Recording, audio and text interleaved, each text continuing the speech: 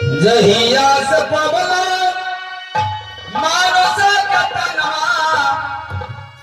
जहिया से पवला मानस कतनवा, कलन सुंदर काम हो।